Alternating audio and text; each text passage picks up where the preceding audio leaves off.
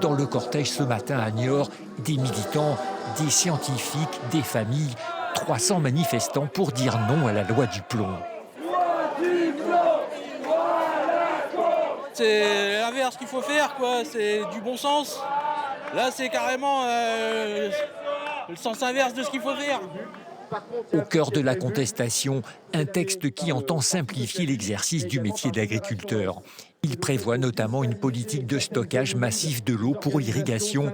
Dans le viseur, les anti-bassines. Elle permettrait de reconnaître les stockages agricoles, dont les méga-bassines d'intérêt public majeur, et donc de faciliter et d'entraver tous les recours aujourd'hui qu'on arrive à mener.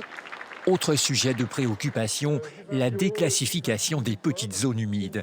Elle permettrait l'implantation de nouveaux projets, un sacrifice environnemental pour les défenseurs de la nature.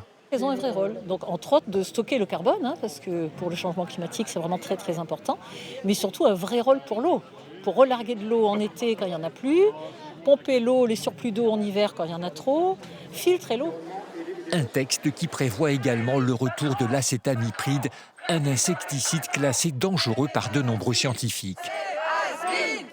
Le nombre de maladies chroniques, de malformations chez les enfants, de troubles du développement et de cancers pédiatriques ne cesse d'augmenter. C'est intolérable. C'est une catastrophe, ça veut dire qu'on va encore augmenter le nombre de maladies chroniques, de cancers et toutes ces maladies qu'on voit, et en plus chez l'enfant.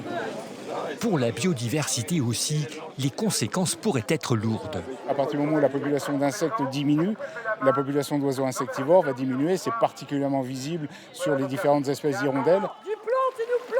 Les plus courageux ont terminé le rassemblement dans la Sèvre niortaise.